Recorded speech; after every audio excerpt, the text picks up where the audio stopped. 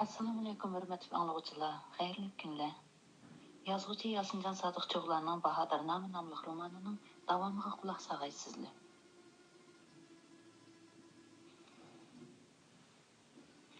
Muhammad Haydar Mirzo beshini töven soldi. Shu topda uning kallasiga xonga bergidek muvofiq bir maslahat, tadbir kelmay yotadi. Sultan Yunusxon qoyil qilishga amalsiz qolgan aşı əmrlarni o'zining texmi qoyil qilolmaydiganligini his qilgan edi. Bilmadim, Amir janoblari ulug' bobimiz, olimlarning olimi bo'lmish Al-Farabiy hazratlarining fazilatli shahar aholisi degan risolasini o'qiganmikin? O'qigan, dedi Muhammad Haydar Mirzo faxrlangan holda. Gerçi ul risoladagi hikmat xazinasining taktiga shung'ug'idek istidodimiz bo'lmasimi? 2 martam to'liq hajilab boqqanman. Mono hikmat ul risolaga taalluqdir. Muhammad Haydar Mirzo bir daqiqa o'ylanib bilib davom qildi. Eng zo'r yaxshilik va yuksak kamolatga shahardan kichik bo'lgan jamoat markazlarida emas, ham shahar doirasi sirtida emas, balki shahar doirasi ichida erishgili bo'ladi. Barakalloh, dedi Sultan Yunusxon hayajonlangan holda. Men musuyimlik ustozim Sharafiddin Ali Yazdidan ayrilib qolgandan keyin Bag'dod, Shiroz qatorliq shaharlardagi madrasa, o'qullarda ilm tahsil qilganimda ushbu shahona risolani o'qish baxtiga muyassar bo'lganman. Ul risolani hikmat xazinasi deb to'liq joyida baholadilar. Baboy buzruk Al-Farabiy hazratlari yana mundaq deb yozgan. Har bir inson yashash va yuksak kamolatga yetish uchun nurg'un narsalarga muhtoj holatda yaratilgan bo'lib, ularning hammasini o'z yolg'iz qo'lga keltirolmaydi. Buning uchun insonlar bir-biriga muhtoj bo'ladi va bir yerga to'plashishga hojat bo'ladi. Bir-birini bu ehtiyojlarning bir qismi bilan ta'min etadi. İnsanlarning bir-birlari oldidagi hojatlari mana shu markazda bo'ladi. Shuning uchun har bir odam tabiiyki mukammallikka yetish ehtiyojini faqat boshqa insonlarning yordamiga erishish maqsadida bir yerga jami bo'lish bilan qo'lga keltiradi. Ana shu bir yerga jam bo'lishdan shahar jamoati paydo bo'ladi. Bu jamoatning ba'zilari to'liq, ba'zilari kamtikdir. To'liq bo'lganlari cho'ng, o'ttira, kichik deb 3 xilga bo'linadi. Cho'ng jamoat yer yuzidagi kulli insondir. O'ttira jamoat har qaysi qavm millatlardir. Kichik jamoat bir qavm millatning ziminining ma'lum bir yerida to'plashib o'ltiraqlashgan shahar aholisidan iboratdir. Aholilari baxtga erishish maqsadida o'zaro hamkorlashgan shahar fazilatli shahardir. Chunki baxtga erishish maqsadi bilan tashkillangan har qanday bir jamoat fazilatli jamoat hisoblanadi.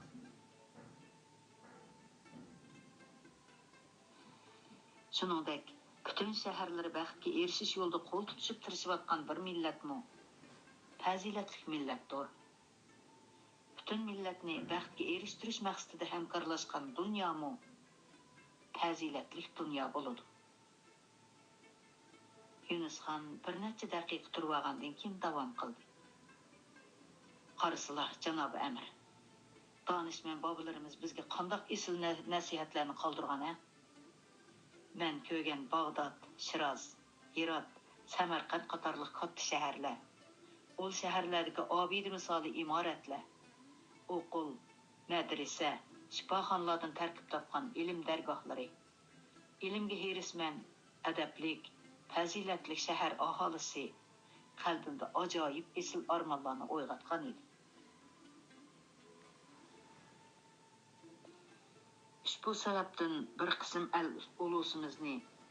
al ulusimizni shaharda muqim o'ltiraqlashtirishni, oba ajdodlarimiz bino qilgan bu shaharlarni texmi ovotlashtirishni ko'nglimga pukkan edi. Selishtirib ko'zlar. Qashqar, Aqsu, Yorkent, Xotan, Kuchar, Turpan, Qumul, Beşbaliq, Elibaliq, Olmaliq qatarlıq şəhərlərimizдің ol şəhərlərdən qiyilişqıçılığı yox idi. Bəlkім bina boluşunun qədimiliki bilən ol şəhərlərinin anısı hesablanatdı. Texçi yaylaqda mehrini üzəlməyən bir qism əl uluslarımız bol şəhərlərdə oltıraqlaşsa, avlatlarına fəzilət ögətsə, səltənətimizin şəvkiti aşab deməsmi? Min əfsus. Sultan Yunus xan məyislənən halda beşini tövən saldı. Ol əmir sərkərlərə səltənətinin sözü rastlığı qarqılmasmı aleyləri? Dedi Muhammed Heydər Mirza oycanlıq bilən. Səltənətinin sürü addi avamqılı qarqılıdı.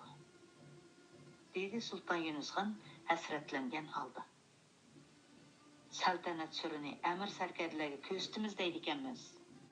Bu qarşılıqqa, riyağı səbəb boludu. Toshkentdə yüz bergen 4 əmir vəqəsi bunun güçlük dəlilidir. Ulağı siyaset qılsaq, səltənətin rayı yenib qilishi çoxum. Ulanı raydan yandırış üçün köp tirişçanlıq görsətdim. İnsanını boysundurmaq asan boğunu bilen, köngül xahişini boysundurmaq təsken. Ula və leşkerlərinin aba əcdadları Türkistan, Sıqqıl yaylaqlarında yaşap könüp qalan. Şəhər diyarlağa mehri düşməy vatıdı. Şuna, ulanın köngül rayığı yeni bir qitim beqiş qararığı keldim. Ulanın köngülüge asta-asta şəhər diyarlarının həvisini salmaqçımı. Mağlay süyer Cenab-ı Əmirge qaldı. Təlbim şu ki, bir tərəfdən bu diyardaki qədimi şəhərlərini avatlaştırğaç, yani bir tərəfdən şəhər vilayetlerdeki avamdan köpləb leşker ilip məşğləndirsin. İlkimizde şəhər diyarlarını süyüdüğən leşkerlerimiz bolsa, ol əmir sərkərlərge hem ulanın leşkerlerge hacet bop qalmayımız. Muddayım düşünüşük boğandı. Qibligahimның işençini zinhar yadı koymayman. Dedi Muhammed Heydər Mirza. Yaylaq qovmimizdən yıqqan leşkerlerimizge tayınıp qeliş altımızga hatimi beriş hakikaten zor iken. Bunun için tirişçanlıq göstüme. Nahaytim əfsus, aliler bilen qayta didar mülaqatı buluş nesip boğanda, yani tezil judalık azabıda qilishini oylamagan kemmen. Könglim bekli yerim boldu. Saltanatning eğir yükünü yanisilik artıp koyduğan boldum. Yoxsu, bunu mehr muhabbet, işenç dep bilirmen. Qaysi tarafdaki yaylaqı baray deydiler aliler. Türkistan'a mı yoki Türkistan tarafga barmayman, dedi Yunus xan keskin qilib. Ol tarafga barsam, ol əmir sərkərlərinin yaylaqda turish arzusu suslaşmaqda yox. Teximi küçüyüp ketedi. Şuna Ili Deryası vadısıdaki yaylaqlarga baray deyman. Belkim İran qabırğa yoki Sayram kölü boyda turib qalarman. Buningda bir neçeden ulanı əslideki yurt makanıdan yıraq turğuzğani. İkinençiden Beşbaliq, Elibaliq, Olmaliq qatarlıq şəhərlərini avatlaştırğani. Üçinençiden Turpandı qışlap, ol təsərrübdeki əmir bəglərinin avam rəiyyətinin əhvalından xəbərdar boğulu boludu. Işqilib, ulanı yaylaqda muqim turuş muddasığı yetkizmeymen. Belkim Könçi, Lop, Tarım vadısığı mı berişim mümkün. Şul bahanıda el yurtunu arılıp alarman. Lop degini Lop Nur depti uzahatta. Sultan Yunus xan xeyli yengillep qalgandek boldu. Onun çıraylıki bayan solğulluq tarap ketken idi. Yunus xanның muddasını düşengen Muhammed Heydər Mirza köңlüde çonqur qayil boğan idi. On Hazretimның məsləhətliği salıdığan bir iş bar idi. Qeyni xoş, dedi Yunus xan. Əgər aliləri xub gəlsə, Mağlay Süyer divan məhkəməsini Qashqarga təsis qılsam mekin deyman. Sultan Yunus xanның gap qılmay turğununu görüp Muhammed Heydər Mirza düşendirishga kirishdi. Bu uyumning sababi shuki, birinchidan Qashqar tasarrufimizdagi shaharlarning eng kattasidir. Ikkinchidan, o'rni Manglaysuyar vodiysining markazida. Bu tarafi Yorkent, Xotan, Charchan, Oltintog' vodiysi. Bu tarafida Oqsu, Uch, Bay, Kuchar, Ko'nchi, Tarim vodiysi qatorliq shahar rayonlarimiz bor. Undan boshqa jannat makon otam Saydali Olib hazratlari bilan onam Uz Sulton Malika, og'am Saniz Mirzlarning tuproqini Qashqarda. Tavob qilib turishga qolaylik. Yaxshi o'ylabdilar, dedi Sulton Yunusxon qo'shildiganligini bildirib.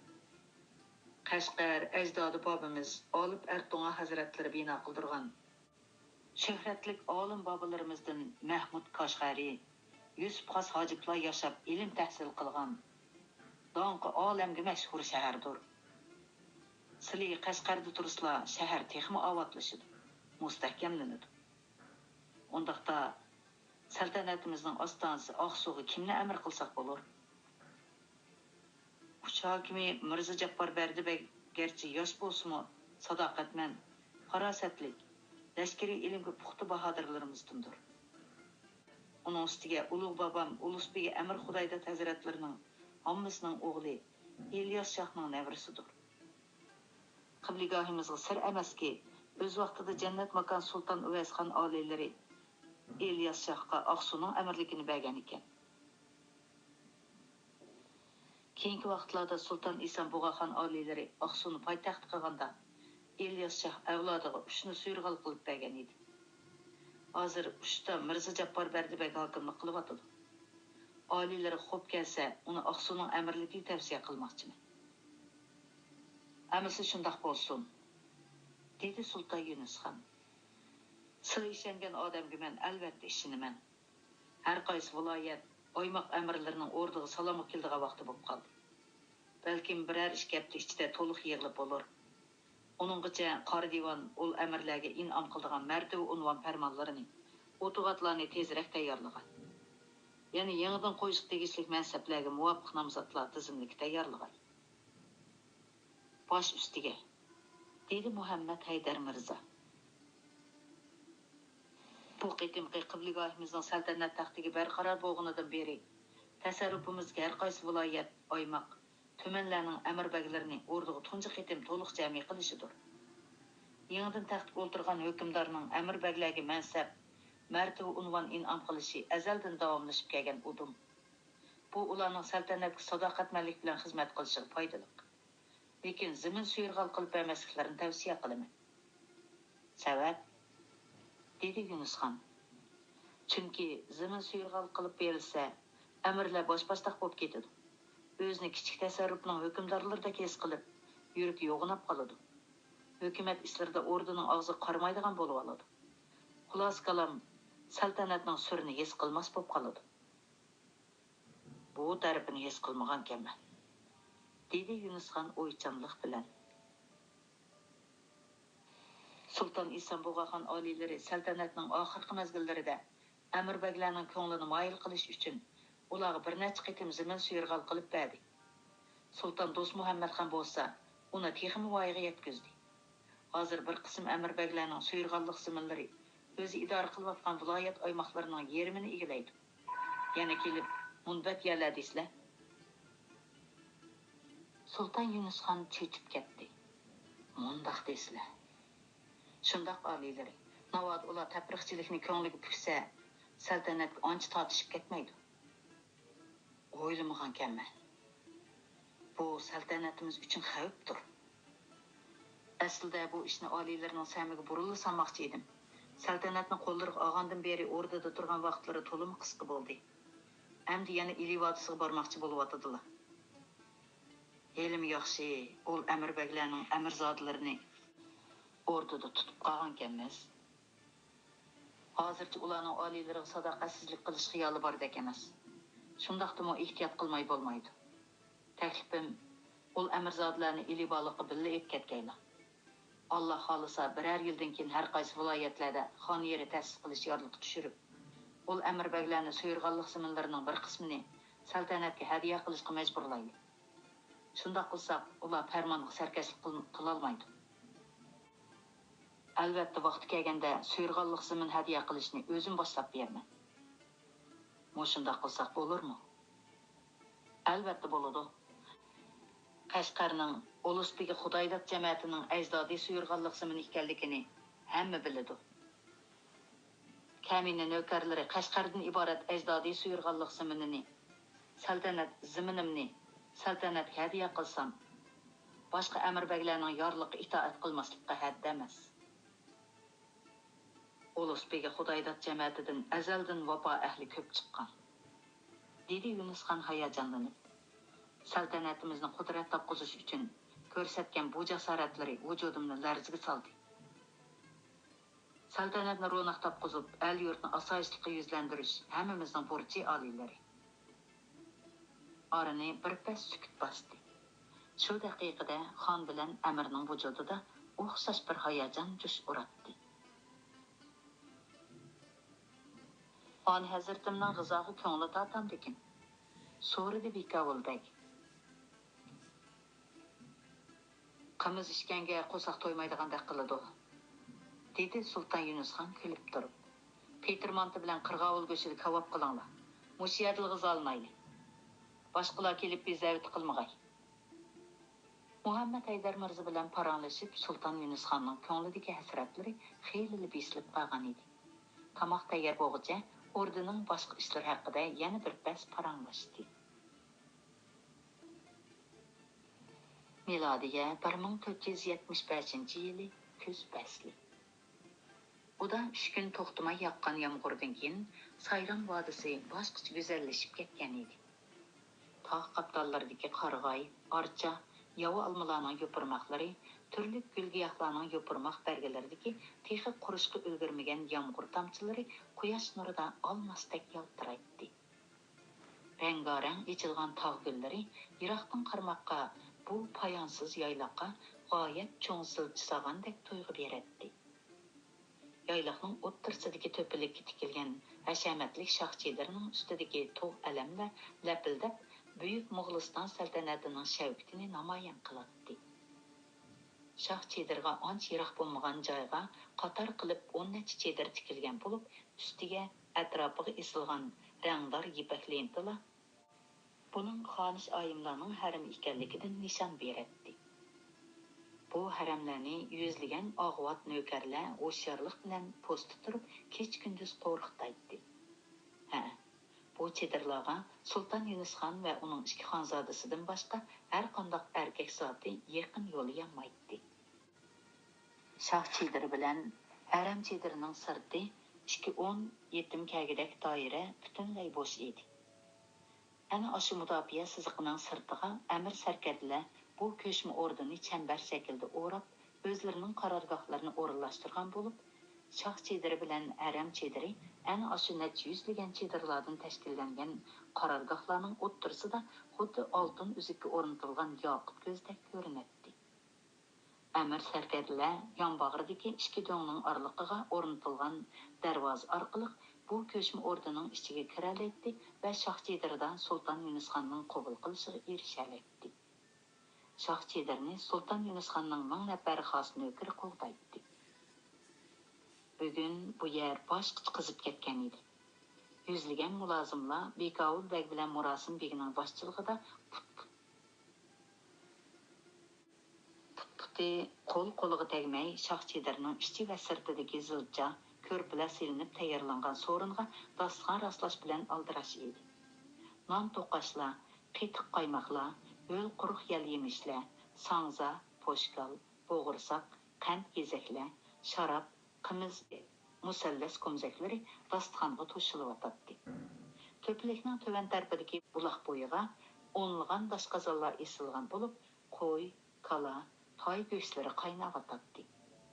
Polo qozonlarini dumlab bo'lgan oshpaz ustalar bug'a, kiyik, jaran, paxlan, o'g'loq, qirg'ovul, kaklik, g'oz to'qu go'shtlarini kavob qilish uchun ziqqa tortib Tonor kavobtanlarda kuyayotgan qarg'ay, archa o'tinlari atrofga xushiyib tarqatdi.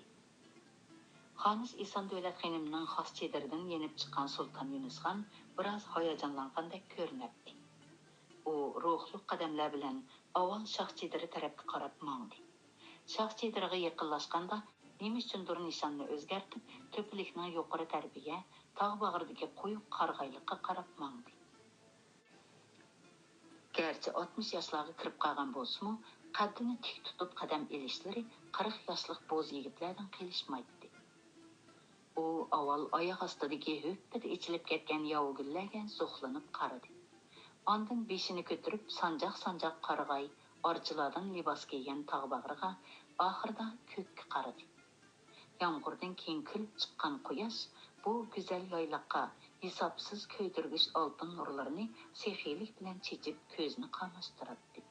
Ziminga harorat bag'ishlaydi. Tog' cho'qqisiga qo'nib olgan to'p oppoq bulutlar go'yo qo'y padasidek ost-asta yo'tkaladi.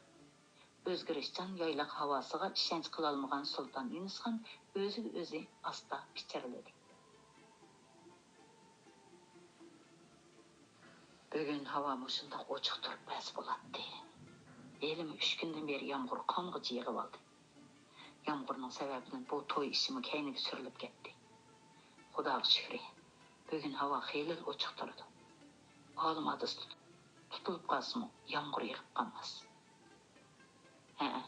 Bugun Sultan Yunusxonning ikkinchi qizi Malika Qutlug' Nigor xonim bilan marhum Sultan Abu Said Mirzaning 4-xonzodasi Farg'ona amiri Umar Shayx Mirzaning to'yi edi.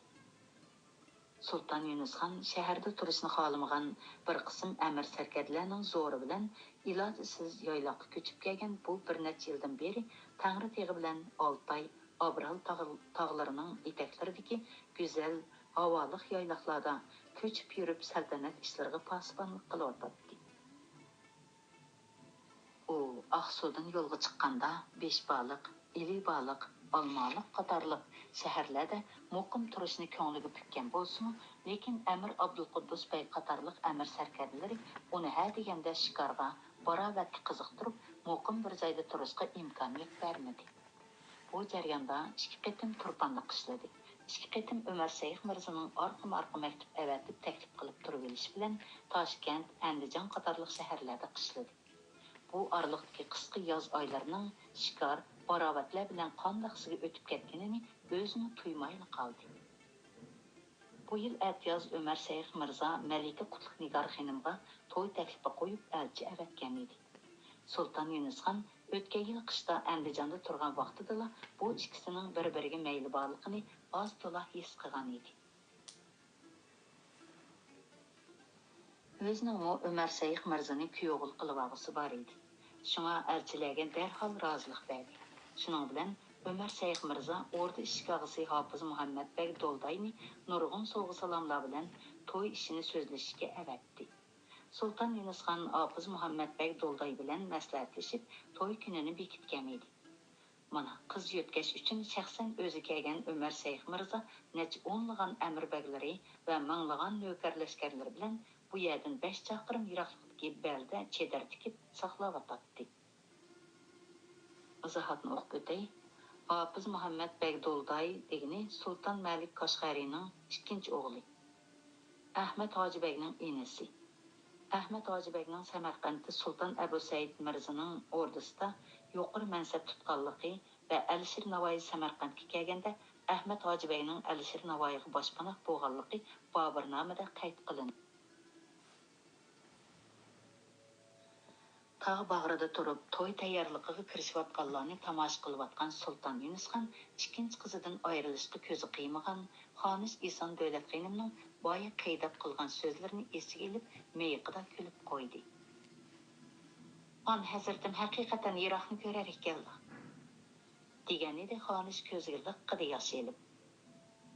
Ayni yili Malika Mehrnigor xonimni Sulton Ahmad Mirzaga yotliq qilgan chog'da mana ishlar lavzi qilganlaridek bo'lyotdi.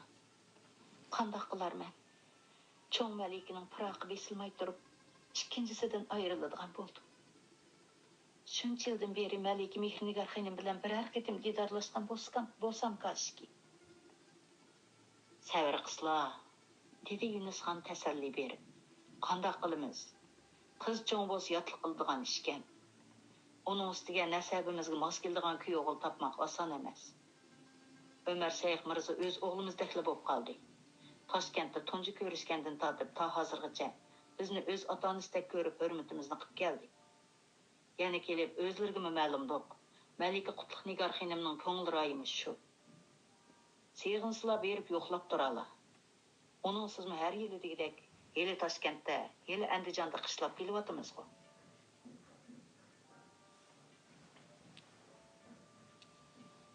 Malika Mehrnigor xonimga kelsak, Samarqand bilan orliqimiz yiroq. Elim yaxshi pat-pat xat xabarini ep turyapmiz. Faqat bo'lmasa to'ydan keyin Samarqandga berib keslar. Undaq deganlar bilan borman deb bog'li bo'ladigan yer emas. Orliq bir necha oylik yo'l tursa.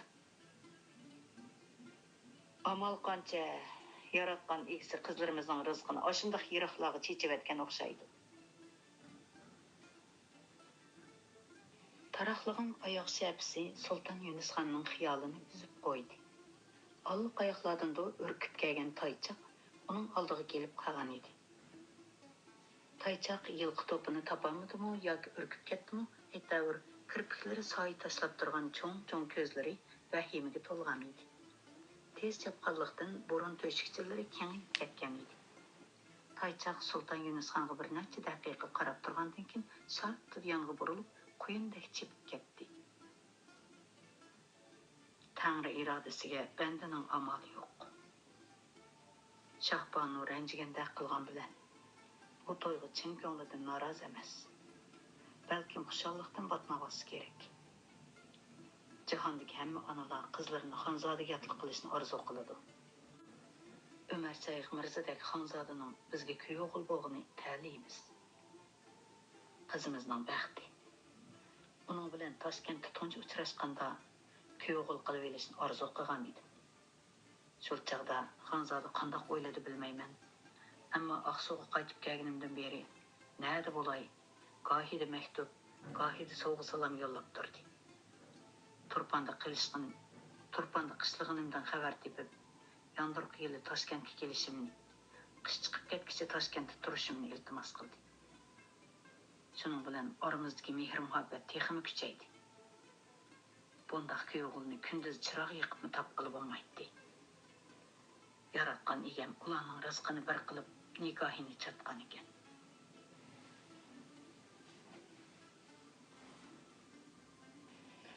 Nikoh g'oyib degan shu bo'lish kerak.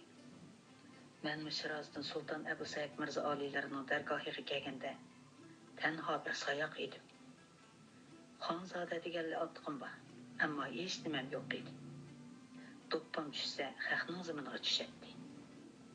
Shundaqdimi avval Ko'nchi amirining qiziga, keyin Badaxshon sultonining malikasiga o'ylandim. Qaynonlarimni pat-pat yo'qlab, kuyovg'illik burchimni ado qilolmadim. Buni oz deb ikki xonish nega borsam shu yerga berib ko'p chapoyimni totdi. Ot-onasini yo'qlayolmadi. Hatto o'lim partisiga borolmadi. Ularga selishtirganda qizlarim ko'p baxtlik. Yaratgan egam ularning baxtini berar. Shohchilari tarafdan yangragan Nag'raso'nay ovozi Yunusxonning xiyolini bo'lib o'tdi. Kuyovning qiz yo'tkaga keldiga vaqti bo'lib qopti. Sultan Yunusxon shohchilari tarafga qarab ildam minib ketdi. Uning xiyolini bo'lib o'tmaslik uchun 15-20 qadam orliq tashlab qarab turgan ikki nökər qaptaldan pastga tushayotgan Yunusxonni mo'dirib ketmasin deb yo'lib olmoqchi bo'ldi. O'zim tusha olayman, dedi u qo'lini tortib olib. Biringlar berib xabar berib etinglar. Amirlar meni izlab patparaq bo'lishib ketmasin. Bir nökər ushqandek yugurganicha pastga tushib ketdi. Qiz ko'chirguchilar kelishgan edi. Butkul a'zoyda tirnoqchilik qarisi yo'q, qosh teshidek yolildab turgan oppoq parg'ona org'imiqiga mingan o'ttir bo'y kelgan Ömer Seyx Mirza to'pning orasida alohida ko'zga chiliqqatdi. Oqshoyi ko'ngligining ustidan kiyib olgan kalti yanlik shohona to'ni bilan beshidagi maxmal bo'ki ustidan o'rib olgan chaqqong'ina ipak sallasi boshqacha yarashgan edi. Сәлләсіге тақып алған hökümdarlıq mərtəbəsindən nişan berib turğan almas көз qoyulğan altın otuğatı bilən belidəki qimmət bahalıq taşlardan көз qoyulğan altın kəməri quyosh nurida yalıldab көзünü qamaştıraptı. Oxşaş kiyingan boy turqi, chiroyi, yosh qo'rami farqlanmaydigan ikki yigit uning etining tizginini tutib asta yetilab kelyotdi. Ularning oldida bir to'p yigitlar dop, ravab, nag'ri sunaylarni chelishqancha yor-yor etib to'y qo'shiqi tovlashatdi. Sazandilarning oldida 10 necha nafar yigit shu harakatlar bilan usul o'ynab kelatdi. Oq at ustida mag'rur o'tirgan Umar Shayx Mirzaning chiroyida tasvirligisiz bir xushallik jilva qiladi. Atrofiga tamkin nazar tashlaydi. Shoh Chedirining oldidan 100 metr oraliqda zilchidan poyandoz silingan edi. Amir Abdulqudus bey qatorliq qiz tarafning sohibxonlari poyandozning chetiga kelib, Umar Shayx Mirzaga salom berdi. Assalomu alaykum, xonzoda oliylarga ehtirom bo'lg'ay. To'y muborak. Hafiz Muhammad bey Dolday qatorliq Farg'ona amirlari Umar Shayx Mirzani otdan tushirdi. Va alaykum assalom, dedi Umar Shayx Mirza salomni elib kelib. Qadam yetdi, bola yetmagay. Farzandlik salomimizni elib keldik. Qabul qilishqayli. Umar Shayx Mirza poyandozga dastlab Shoh Chediriga qarab mangdi. Sultan Yunus Xon Shoh Chedirining oldiga chiqib saqlab turgan edi. Umar Shayx Mirza 4 qadam oraliq qolganda to'xtab, qo'lini ko'krigiga ilib tavazu bilan salom berdi. Assalomu alaykum ota. Kamina farzandlarining ehtiromini qabul qilg'aylar. Va alaykum assalom o'g'lim. Qutlug' qadamlarga marhaba. Sultan Yunus Xon g'ulashlarini kangri yeyib, Umar Shayx Mirzani bag'riga bosdi. Ular quchoqlashib ko'rishib bo'lgandan keyin qaytadan esanlik so'rashdi. To'y beshiliqini ustiga olgan Amir Abdulqudus bey Umar Shayx Mirzani yuqori darajalik amirlari bilan Shoh Chediriga qolganlarni sirtqi rastlangan so'ringa boshladi. Ularning orqasidan kelgan amir beylarning og'chilarini xonishlarning Aram Chediriga boshlashdi. Shoh Chediriga kirgandan keyin Sultan Yunus Xon to'rdagi 9 poylik supining ustidagi yo'lbos terisi silingan ko'shma taxtda Umar Shayx Mirza uning o'ng tarafidagi yo'lbos terisi silib alohida rastlangan o'rinda o'tirdi.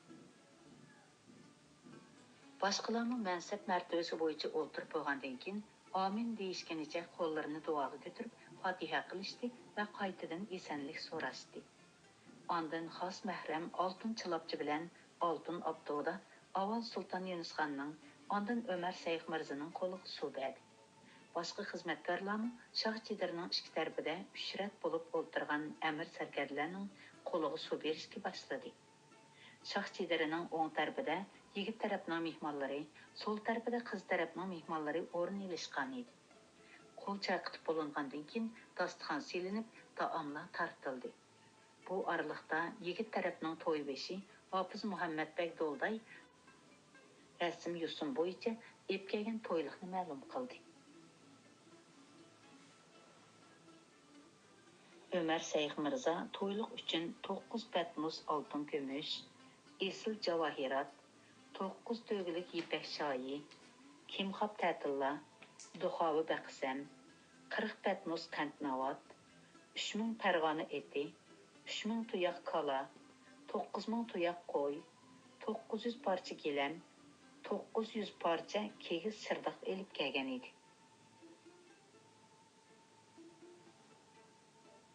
Tamoqdan keyin hammaylar Shoh Chediridan chiqib, maxsus rastlangan so'ringa kelib o'rin olishdi. Endi to'yning sharpiga tayyorlangan tabriklash faoliyatlari rasmiy boshlandi. Amir Abdulqudus beyning riyosatchiligida chelishish, jambozlik, komandozlik qatorliq mahoratlar ko'rsatildi. Kutib chiqqanlarga birdan egar jabduqliq ot, bir yoqiliqdan to'n sarpoy in'om qilindi. Komandozlik mahorati hammadan bak qizidi. Qimizni ko'proq ichib olgan Sultan Yunus Xon o'zini tutib ololmay komandozlikdan mahorat ko'rsatdi. U zamonasining sanoqli markallaridan hisoblanadi. Otgan o'qi faqat zoya ketmaydi. Qiynatisining marganligiga Umar Shayx Mirza oprin etmay turolmadi. Ömer Seyx Mirza'nın qilishvozlikda tengdishi yo'q edi. To'yi bo'layotganlik uchun mahorat ko'rsatishga amansız qoldi. Oxirida beyga o'g'loq tortishish mahorati ko'rsatildi. Yuzlagan chavandozlar mahoratini to'liq ishga solib, yoyliqni chang keltiribdi. To'y tamoshasi bilan bo'lib, mehmonlar kashf bo'lganligini tuymayli qolgan edi. Endi nikoh batisini o'qib o'taylik, dedi quyoshning tog' cho'qqisiga qo'nganligini ko'rgan Hofiz Muhammadbek Do'lday Amir Abdulquddus Bekka qarab. Shundoq qilaylik, dedi Amir Abdulquddus Bek. Shayxul Islom Hazratlari nikoh batisi o'qishga allaqachon tayyorlanib bo'lgan. Amir janoblari nikoh guvochisi chiqarib bergan bo'lsalar. Hofiz Muhammadbek Do'lday Andijondan kelgan mehmonlar orasidan 4 amirni guvohchilikqa belgiladi. Ular avval Xonish Ison Davlat xonimning chedirining eshik töviga kelib, Malika Qutlug' Nigor xonimning nikoh roziligini oldi. Qaytib kelib, Malikaning roziligiga guvohlik berdi. Ondan Ömer Seyx Mirza'ning nikoh roziligini oldi. Amir Abdulquddus Bey Shayxul Islomning qo'lidan tuzga chilangan bir burda nonni elib, Ömer Seyx Mirza'ning og'ziga sepib qo'ydi. Tuzga chilangan yana bir burda nonni piyolaga selib mahramga uzatdi. Yetkizib bersinlar, Malikaning og'ziga selib qo'ygay. Amin, dedi Shayxul Islom nikoh rasmiyatlarini ado qilib bo'lgandan keyin duoga qo'l ko'tarib. Hammaylar to'yi bo'lgan yigit bilan qizga baxt tilab duo qilishdi. Sultan Yunusxon Shayxul Islomning oldiga nikoh haqqi uchun bir cho'ka oltin, nikoh guvochilarining oldiga bir yoqiliqdan shahona to'n qo'yg'izdi.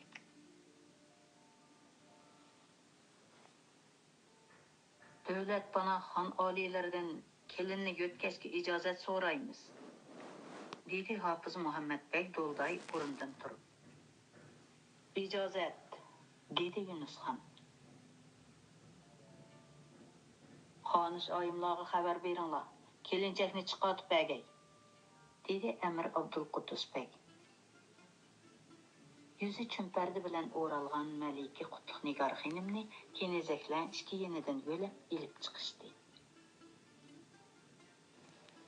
Uninggacha qo'ldoshlar Ömer Seyx Mirza'ni Malikaning yeniga ilib kelishdi. Shu hamon mahramlar patnoslarda oldin tayyorlab qo'ygan tilla, la'l, yoqut, marvoyit qatorliq javohiratlarni yigit bilan qizning beshiga choshqa qilib chashdi. Malika Qutlug' Nigor xonim ota-onasidan ayrilishga ko'zi qiymagan holda o'qildab yig'laydi. Ömer Seyx Mirza bo'lsa qaddini tik tutqunicha mag'rur kulimsiraydi. İki mahram bir patnosda qoshtishi kamar, bir patnosda g'ilipiga yoqut ko'z qo'yilgan oltin sapli xanjar ib keldi. Bu tasarrufimizning Xotan diyoridan chiqadigan esil qoshtishida yasalgan kamar, dedi Sultan Yunusxon Ömer Seyx Mirza'ning beliga yolildab turgan qoshtishi kamarni bog'lab turib. Bu kamar orqali taxt saltanat el yurtning ishiga har qachon bellari bog'liqlik turishini tilayman. Mana bu tasarrufimizdagi Yangisor diyoridagi donliq hunarvanlarning qo'lida to'jiplab so'qilgan xanjar, dedi Yunusxon xanjarni qoshtishi kamarga esib turib. Bu xanjar bilan har qachon adl adolatga homiy bo'lg'aylar. Qahr g'azablari dushmanlarning yuragiga mushu xanjar kabi sanjilg'ay. Rahmat xonota, kalomlarni esimda mahkam saqlayman, dedi Ömer Seyx Mirza qo'lini ko'krikiga elib turib. Jamoat ularga yana bir qitim duo berdi. Allohga omonat, beshinglar bosh, oyog'inglar tosh bo'lg'ay. Qiynatchi qatorliq jamoat bilan qayt xo'shlashgan Ömer Seyx Mirza texchi o'ksib turgan Malika Qutlug' Nigor xonimni dast ko'tarib oq atqa mindirdi. Ondan uzangiga dastlab likkida atqa minib, Malikaning belidan mahkam quchoqladi. Shu hamon atrofni olqish sadolari qopladi. Buningga ulashibla to'y o'tkazishga kelgan sozandalarning sho'x naqshlari yangradi. Appoq toshqanlar sayda o'ynaydi, Öylenmegen yigitler toyda oynaydı.